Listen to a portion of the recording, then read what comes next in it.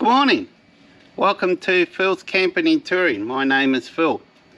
Today we're going to talk about my Dometic CRX110L Upright fridge freezer with the 9.5 litre freezer and the thereabouts 105 litre fridge. Now, I purchased this approximately a year and a half ago, and I found some critical tips that I'm going to give to you in this video on how to optimally set this fridge up to work in your climate. So it's a tropical fridge, so one tip I give you: the warmer the weather is, the better these things work. They just love the heat. So we're going to talk about that in this video, as well as a few other tips. And I'm also going to talk about why I went for the Dometic over some of the other brands, such as your Bushmans, etc., and even the Angle. I think even the Angle had an 80 litre fridge that I was looking at time when I purchased this approximately a year and a half ago, as well as the Bushmans. So I'm going to talk about that, why I went for this one here. And for those that are contemplating considering the Dometic, I've got some setup tips on how to set it up as well. And we're going to talk a little bit about power consumption, although I have spoke a fair bit about that in the past, so we'll only just very slightly touch that subject. But I'm going to have a continuation video on this in the future and talk about the power consumption, because with my Victron setup, the Turbo GX, and the use of those Ruby Tag Pros that I will talk about soon on this video, and how I get the accurate monitoring of the temperature and power consumption, as some settings works better than others, particularly winter. So if you live in a colder climate and you're planning on, or you own one of these Dometic fridge freezers, similar what I've got here, then you'll really want to watch this video, because I've got some tips there on how to get the best out of this fridge. So cheers, enjoy the video.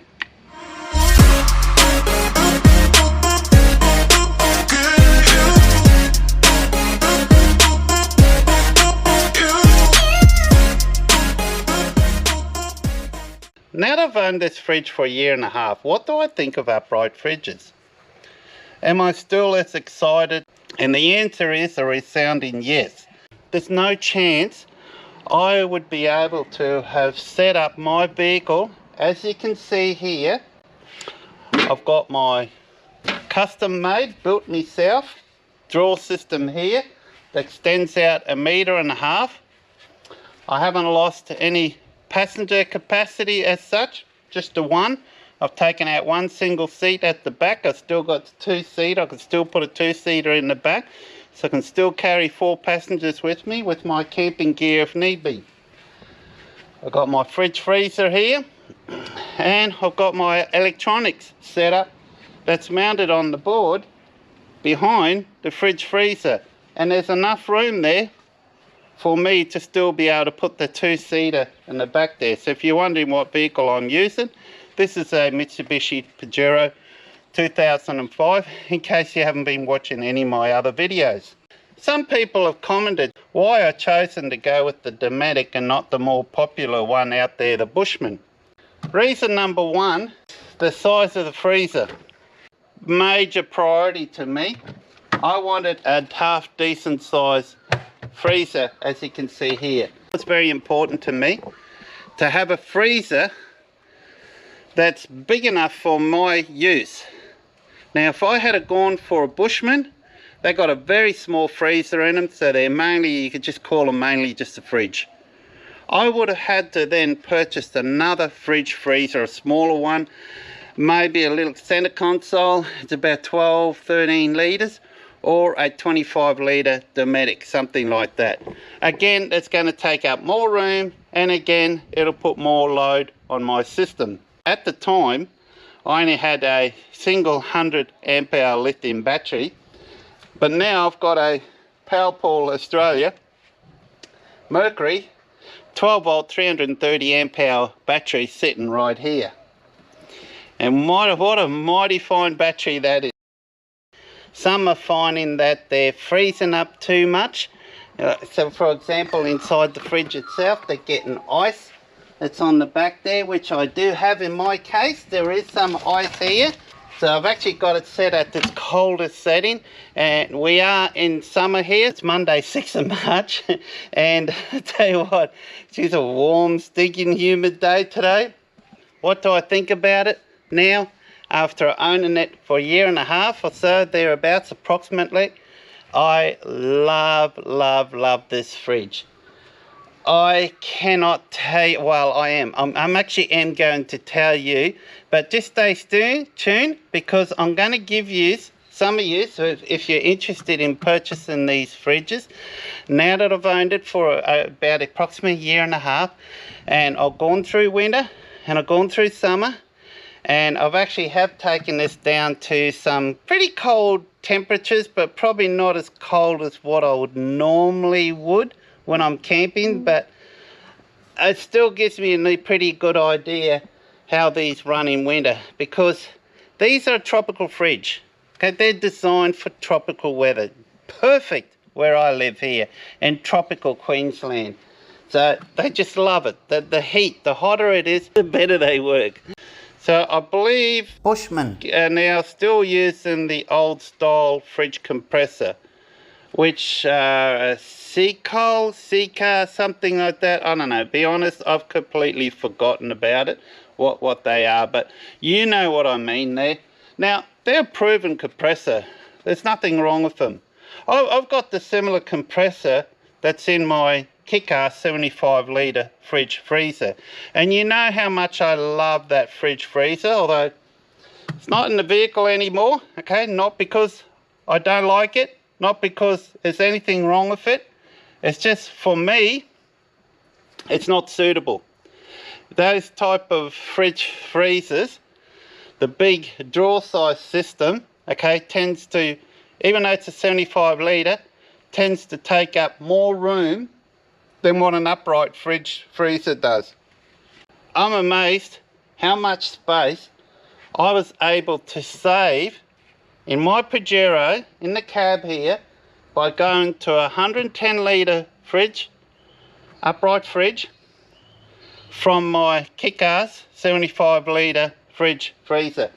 And not only that, I'm amazed the amount of weight that I've actually saved as well. So not only do I have a larger fridge, now I am compromised on the freezer size. At this stage, I haven't found that to be an issue.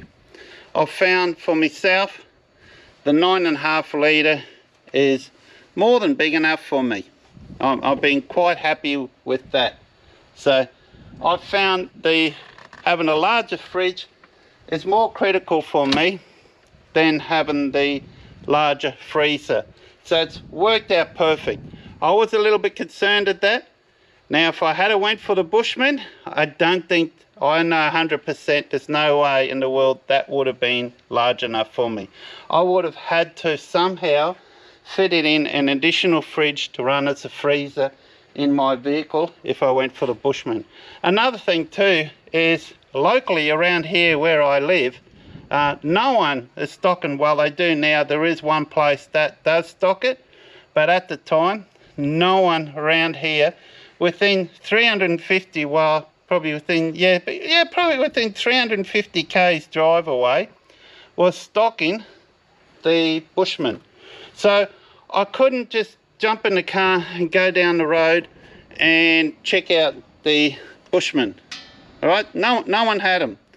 And it's, to me, it's a lot of money to spend on something without looking at it. So when I'm purchasing something of that value, I like to go, hands-on, take a look at it, see what it's look like.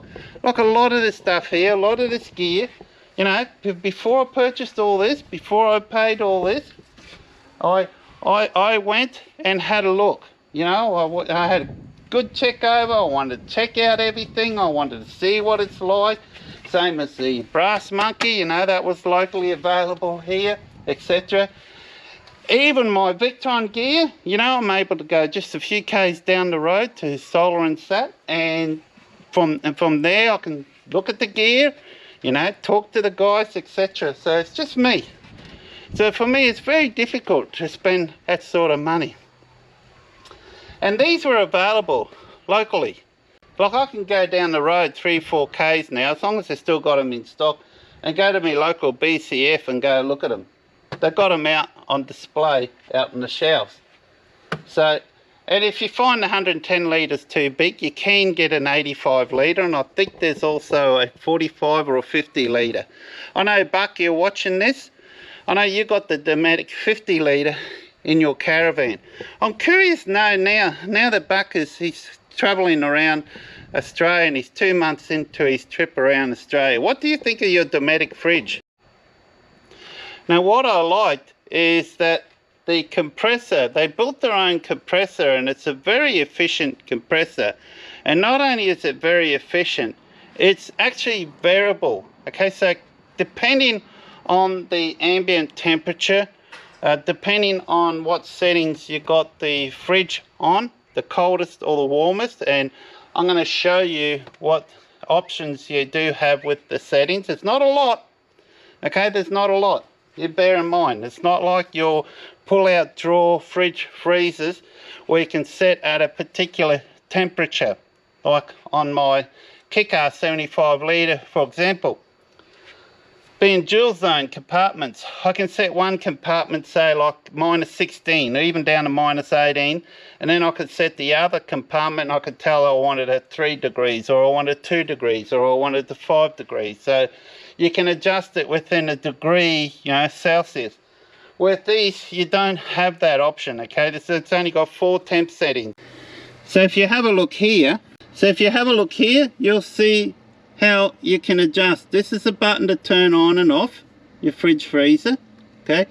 And this here is the button, you press this to adjust the temperature settings you want. So there's 4 settings. You got 1, you got 2, you got 3. Most of the time you only want it set at 3, or you got 4. I've got it set at maximum cold right now because I like my drinks that I've got in here icy cold, and believe me, that setting, it makes it icy cold.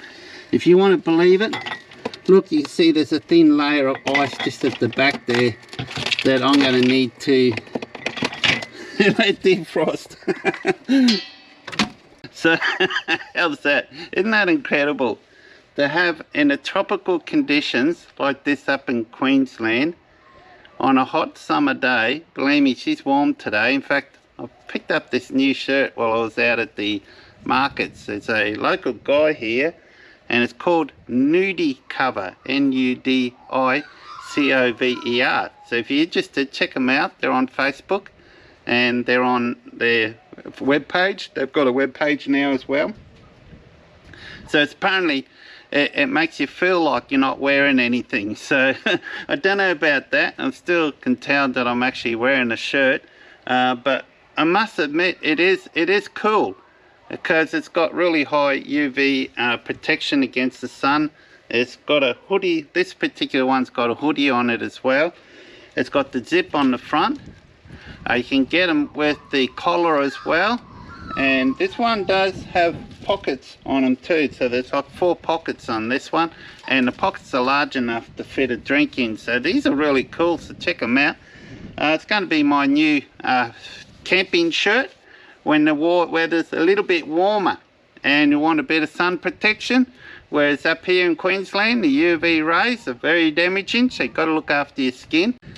Ty sent me this sticker that goes on top of the fridge. So obviously when you purchase, if you get one of these fridges, you don't have a sticker on it like this, but there are companies out there that do make stickers to fit these. And Ty got one to make one for him for his YouTube channel. And Ty, thanks mate, for contacting me a little while back to ask if I'm interested in one of your stickers to help promote your channel. No problems at all, because I'm a big fan of his channel. Design, build and explore, and it's pretty much what his channel's all about. And yeah, awesome. So if you're not a subscriber, make sure you go subscribe to Ty's channel. And what I like about this fridge is also it's magnetic, as you can see. So it's got like a metal door on there. So I've got this real cute stubby holder with magnets on there on one side here, and hand sanitizer in here, and it's always accessible. Just sits there. Perfect. And in fact, I've got a couple of magnets that I use to hold my little flap up there. See the flap that I built to cover that little area there so the rain and sun don't get through. And I put the magnets on here ready to go. So now the fridge, as you're aware, I've now owned it for over a year and a half. It's on 24 hours a day. I never turn it off. If you're after a really good system, really good battery to power your fridge and not have to worry about charging it all the time, you know, it's just got one less thing, and we've got enough things in our lives to worry about, let alone having to worry about making sure I charge a battery every day, which used to be a real pain in the rear end. But now I don't have to worry about that anymore, so thank goodness for that. Because of this, and you can see that there is a 330 amp hour battery that's powering this 24 hours a day, and I don't have to charge this. I could let it go for easily 6 days in this summer weather on the maximum cold. And you saw how cold that is, because it's got ice building up on the back there. So I'm going to have to defrost this or set it a little bit cooler so there's not so much raw ice. But hey, it's all good. I mean, it helps to keep it cold, doesn't it? I've got nice icy cold drinks there. And if I want it really ice and cold and even more colder, guys, I still got my little brass monkey, see that? Ice machine there. When the temperature starts to cool down more, that's going to be replaced with my coffee machine. So through the summer, I'll have the ice machine. Through the colder months, I have the coffee machine. Because when it's cold, you don't need your drinks icy cold. Now, one more thing, I think this is pretty critical. I'm going to give you some advice for those who are interested in purchasing this Dometic CRX110L fridge, or any of the fridges in their range, such as the 45 or 50, whatever it is, the 80 litre or the 110 litre, is that best advice I can give to you is this is a tropical fridge. Okay, it is designed for tropical climates. For us here, most Australia, it is absolutely perfect. Now, so it loves, contrary to a lot of other fridges that I've found, some very popular ones, not the kick-ass. I've never had any problems with the Australian Direct kick-ass 75 litre fridge freezer. Because honestly, if you're after a fridge and you don't want an upright, but do you want a fridge freezer pull out, the conventional ones, 75 litre, I don't think you'll regret going for the kick-ass 75 litre dual zone fridge freezer. That thing is very efficient. You could run that in the hottest of weathers and it will not struggle. I've found a lot of other popular brands that are sold here in Australia will struggle big time in our summer months, particularly if you want to run them as a freezer. Okay, if you want to run as a fridge, they're okay, but to run as a freezer, they really struggle in our very warm climate here. So that's something to bear in mind. Now, you will not have that problem with this, because these are rated tropical. They love the heat, they love the warm weather. In fact, this thing here has got some, I'm not sure, don't ask me how it works, I've never really looked into it, but it's got some type of heating mechanism in it, so that if the temperature is below 16 degrees Celsius, it will actually increase the heat on the condenser. Okay, so the condenser will get hotter to make this run more efficient. Over the years, I've had people ask me, how does yours run in winter? Because it doesn't seem to run for long, or it does not get as cold. or in summer it's freezing up too much, or I can't get it to run any more than 8 or 9 degrees, you know, Celsius or whatever. Well, I've found that to make this fridge to run efficient, I've found it's important to make sure that you got something in the freezer. Okay, now I've found the fridge side of it is not so important, but I found definitely when it comes to the freezer, so make sure you got something in there, whether it's ice cubes, whether you're making ice cubes for your drink, whether you got some ice creams in there, whether you got some, you know, frozen chips or frozen meat or something. Make sure it's at least half full all the time, because I found that if it's used and it's empty, it doesn't seem to cool down the fridge compartment as well as I found if you've got something in the freezer. Now, you could have the fridge empty and you'll hardly really, to be honest, you'll hardly notice any consumption difference in consumption of power. But as soon as if you leave that freezer empty, it seems to, just at least with mine, it seems to then increases the power consumption, and it doesn't seem to run as well as if you've got it at least, I mean, I say half, quarter full, even just quarter full. You don't need a lot in there, but as long as you've got something in there. And also the freezer in this is amazing. I use these ruby tags. Okay, see if I can reach one. Hang on, got one just over here. Now, I use these, what they call these Ruby Tag Pros. So they're a temperature thermometer, but they also will record the humidity, etc. So I've got one of these in the freezer and I've got one in the fridge. These are accurate to within 0.1 of degrees Celsius.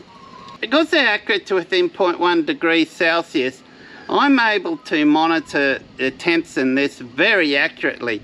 And with my Victron system, it's all saved through this computerized network thing, through a device called a Servo GX, and it's uploaded to a portal, and I can go back to all the data and see what ambient temperature is at the time and what the temperature of the fridge is, or the freezer is at the time. So I have a really good idea on power consumption, and I've got a very good idea on how they run in certain temperatures, okay, ambient temperatures. And I found that in winter, if I set it at that video, I showed you a video before of the settings on there. You press that button, you got 1, 2, 3, 4, which is the settings. So you got 4 temperature settings. Okay, so as I mentioned before, they're not like your conventional fridge freezer. The pull-out ones where you can actually set the temperature itself, and it'll pretty well close to that temp, run to that temp. With these ones, you can't adjust the temp, so it's either 1, 2, or 3, 4. And I've not found that a problem at all, to be honest. I've not found that a problem at all. Now, so I use either number 3 setting or the number 4 setting. Okay. Now, when I first tried, you would think in winter, okay, when it's really cold, that it's better, you don't need it, you know, you don't need it to run so cold, so you set it at number 2 or even number 1 or number 3. But I found when you set it at the number 2 or number 3 in winter, I found that it cycles more, it cycles a lot, all right? And the problem is, it's all good and great, you know, to save consumption of power, but I found at those settings that it could be off for an hour and a half. I've had recordings up to 2.5 hours where the fridge is switched off, and it won't come back on again until, well, I'm not sure how it works all this out, how it works all these algorithms out, whether it goes off the freezer itself, the temperature what's in the freezer. So, and it takes a long time before it comes back on. And I've noticed that the freezer sometimes drops down to about -7, -6 before it comes back on again. And what can happen is some of your products, you've got frozen products there, they can start to thaw a little bit out at those temperatures, which is not healthy for your food. I mean, if you got stuff like chicken in there, and you got to make sure, you know, once you've frozen that, you want to keep it frozen. It's not good to thaw it out and then freeze it again. And yeah, I found that an issue. So I've found that if you set it at number 4, at the coldest setting for winter, it runs a lot more efficient, okay? What I mean, it doesn't use still doesn't hardly use any power, so it cycles on and off, on and off, on and off. But what it does is that when it cycles off, it'll come on sooner. So it'll tend to come on at, you know, say the freezer drops down to -18 or something, for example. I don't know. I'd have to go through all the data to check exactly when, and in fact one day I'll film another follow-up video to this, and we'll talk about that. We'll talk just exactly about the power consumption, and I can show you the data, and I can show you exactly what I mean. So we'll go further onto this one day. Yeah, so there's some tips for you on setting this up. So as I mentioned, in winter it works a lot better if you set it at number 4, the coldest. So it doesn't mean it's going to freeze what's in your fridge. It doesn't mean it's going to use a heap amount of power.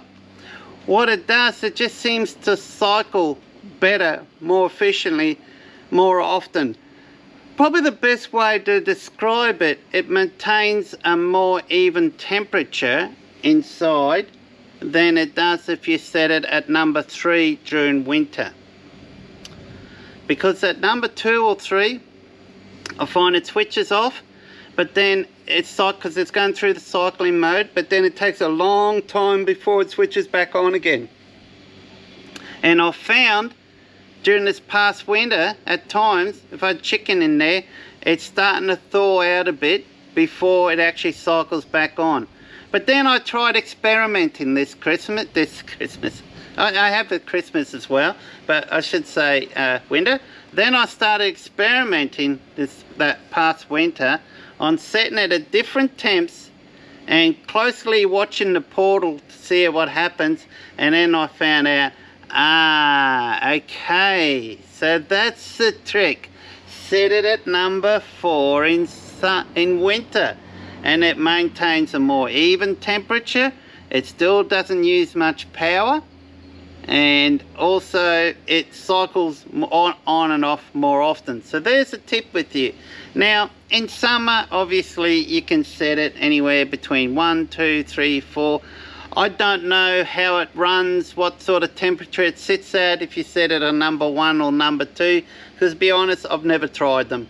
I don't think they would be cold enough. You either go number 3 or number 4. I usually recommend number 3 because number 4, remember, these love the heat, so the colder you set it on it and the hotter the ambient temperature seems to get, the colder these seem to get inside. It's not uncommon to see -27 degrees Celsius in the freezer. Now remember, I'm using the Ruby tags that are very accurate to within 0.1 of degrees Celsius. If you don't believe me, go and check it out. Ruby, R-U-U-V for Victor, I. Do a search online for these Ruby Tag Pros. This is a pro version. Okay, this is a pro version. Accurate to within 0.1 degrees Celsius. So I've got one of these in the freezer, I've got one in the fridge, and it's all being recorded on the server, and I can go on my computer and download all the graphs and shows all the temperatures and the ambient temperatures. I've got these set up outside the vehicle and inside the vehicle to record the ambient and to record the temperature inside the cab. I had a question recently. Someone asked me, what's the hottest temperature that you've run this under in environment? Okay, and that was actually quite recent, because I was out parked uptown on a very, very hot day. There was no breeze, and temperature inside the cab was 47 degrees Celsius. So I checked to see how the fridge was running, and I tell you what, I'll be buggered. Inside that fridge was still about 2 or 3 degrees Celsius at the coldest setting, and inside that freezer it was around about minus 23, minus 20, minus 23 at 47 degrees. How cool is that? So it remained on for a lot longer. Okay, that issue I just mentioned in regards to winter, if you set it at number 3 and it doesn't, the temperature fluctuates a lot, so it seems to stay off a long time before it comes back on. It'll run for half hour or so, and then it'll be off for an hour and a half. Run for half an hour to an hour, off for, depending what the ambient temperature is, of course. Now, that issue there doesn't seem to happen in summer. Even at number 3, it cycles more readily. It cycles more often, and it keeps a more even temperature. So it just seems to be an issue in winter, because these are a tropical fridge. Okay, they are a tropical fridge. Now, as I mentioned, they do have a thermometer built into these. Now, this particular one, it actually, when I say it has a, what I meant to say, I mean, mine's got the thermometer in it, but it's not built-in thermometer. What I meant to say is that it does have some system there that when the temperature is below 16 degrees, to help it work better in the colder environment, is something in there. I don't know whether it's got a separate heating element to do with the condenser. It warms the condenser up so it operates better in colder climates. But to run it at its most efficient, the most even temperature, is to put it at maximum at number 4 and when it's really cold. Okay, so I found that to be the best way. Apart from that, during summer you can set it at either. Last summer I set it at number 3, and I left it at number 3 all the time, and I did that because I only had a 100 amp hour lithium battery. So obviously, guys, it's a 110 litre fridge, okay, and if you're going to set it at its coldest, where it's running the fridge at 3 degrees, or it's running at the freezer at minus 27, minus 28 degrees, obviously the compressor's going, particularly if you've got these high ambient temperatures like we get in summer here, the compressor's going to be running longer than less often. I find during the day, most of the time it's running, it will shut down probably once or twice through the day for a short period, maybe up to half an hour at the most. Overnight, through the night, you'll find that it will cycle more on and off, so it uses less power at night. But during the day, if you're parked in the hot sun, it's going to, so obviously it's going to consume more power then. Okay, it's going to consume more power.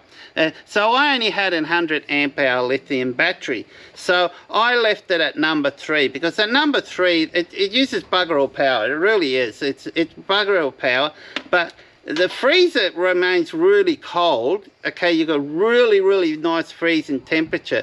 But I found at number 3 in summer, the fridge, it's cold enough, but not as cold as what I would like it, particularly if you want really icy cold drinks and your milk really cold like I do.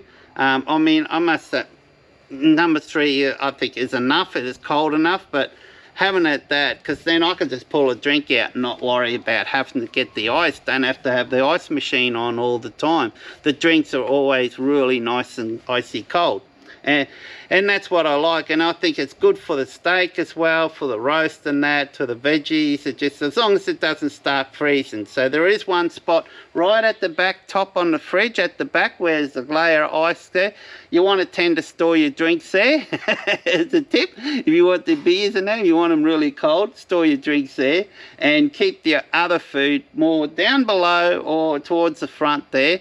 that you don't want to freeze up slightly. Otherwise you could get, if you got salads right up the back, in summer running this on number 4, you may get a little bit of ice on your salads. And it's also advisable once a month to turn it off. It's the only time I ever turn this off. Once a month, turn it off and let it thaw out, depending how much ice is built up. I mean, there's been times where I haven't done it for 2 months. It's been about a month or probably 6 weeks now, and I've just noticed there's a little bit of a layer of ice at the back there because I've got it set at its coldest. So after I finish filming this, I'll probably go and turn this off, move some of this stuff into another fridge and just let it thaw out slowly, give it a clean, and then just close the door, and to be right for another 4 weeks to 6 weeks, or maybe even 8 weeks, who knows. But that's the only kind of maintenance you have to do with it. Now another thing before,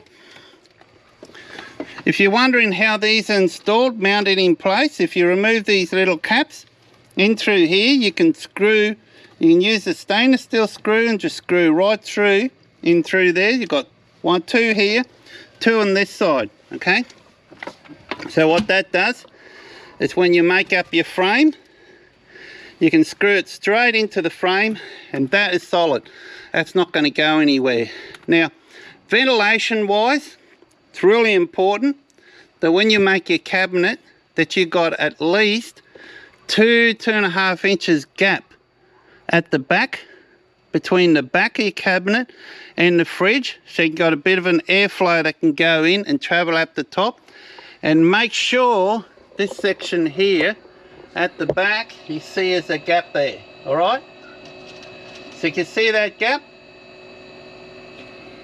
You have to make sure there's that gap so the hot air can rise and it helps to keep it cool. Now you can see here the temperature.